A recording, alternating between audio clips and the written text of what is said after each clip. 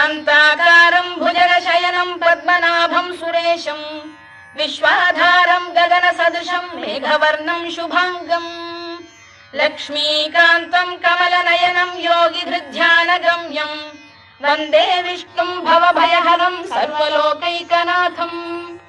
मेघश्यामं पीतकौशेयवासं श्रीवत्साङ्कं कौस्तुभोद्भासिताङ्गम् पुण्योपेतं पुण्डरीकायताक्षं विष्णुं वन्दे सर्वलोकैकनाथम् नमः समस्तभूतानामादिभूताय भूभृते अनेकरूपरूपाय विष्णवे प्रभविष्णवे सशङ्खचक्रं सकिरीटकुण्डलं सपीतवस्त्रं सरसीरुहेक्षणं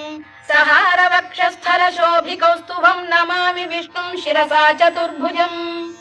छायायां पारिजातस्य हेमसिंहासनोपरि आसीनम्